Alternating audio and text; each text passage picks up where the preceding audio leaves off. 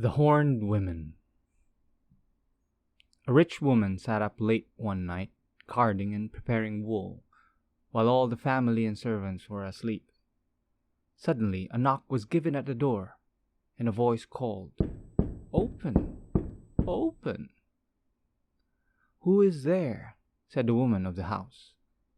"I am the witch of the one horn," was answered.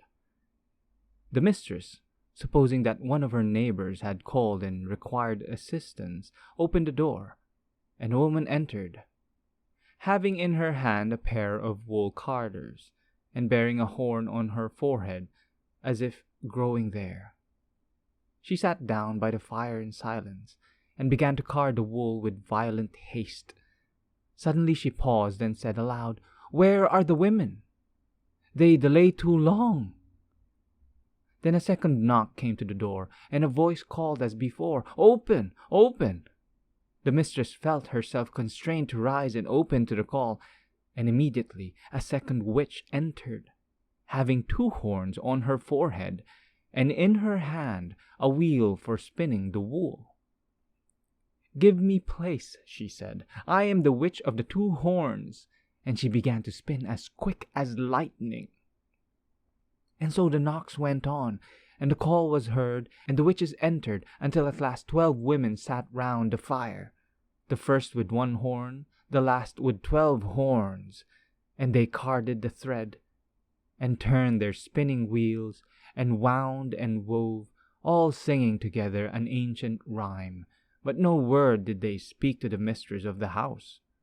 Strange to hear and frightful to look upon were these 12 women, with their horns and their wheels, and the mistress felt near to death, and she tried to rise that she might call for help, but she could not move, nor could she utter a word or a cry, for the spell of the witches was upon her. Then one of them called to her in Irish and said, "Rise, woman, and make us a cake." Then the mistress searched for a vessel to bring water from the well that she might mix the meal and make the cake. But she could find none, and they said to her, "Take a sieve and bring water in it." And she took the sieve and went to the well, but the water poured from it, and she could fetch none for the cake. And she sat down by the well and wept. Then a voice came by her and said, "Take yellow clay and moss and bind them together and plaster the sieve so that it will hold." This she did, and the sieve held the water for the cake. And the voice said again, "Return, and when thou comest to the north angle of the house, cry aloud 3 times and say, 'The mountain of the Fenian woman and the sky over, it is all on fire.'" And she did so. When the witches inside heard the call, a great and terrible cry broke from their lips, and they rushed forth with wild lamentations and shrieks, and fled away to the Slieve Namon, where was their chief abode. But the spirit of the well bade the mistress of the house to enter and prepare her home against the enchantments of the witches if they returned again. And first, to break their spells, she sprinkled the water in which she had washed her child's feet, the feet water, outside the door on the threshold.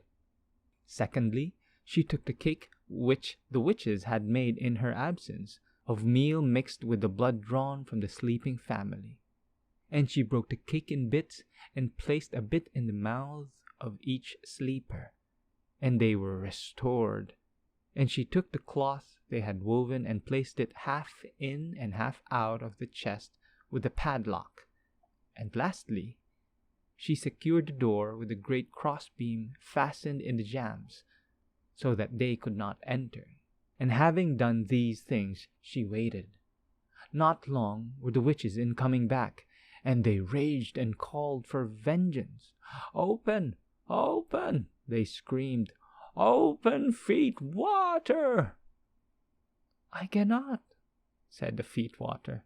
"I am scattered on the ground, and my path is down to the low." "Open! Open, wood and tree and beam!" they cried to the door.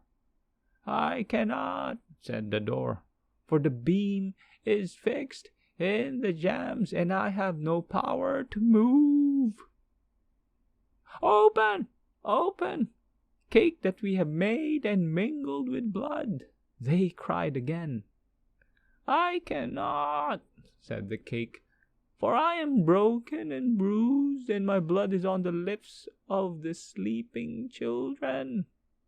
Then the witches rushed through the air with great cries, and fled back to slave Namon, uttering strange curses on the spirit of the well, who had wished their ruin. But the woman and the house were left in peace, and a mantle dropped by one of the witches in her flight was kept hung up by the mistress as a sign of the night's awful contest, and this mantle was in possession of the same family from generation to generation for 500 years after.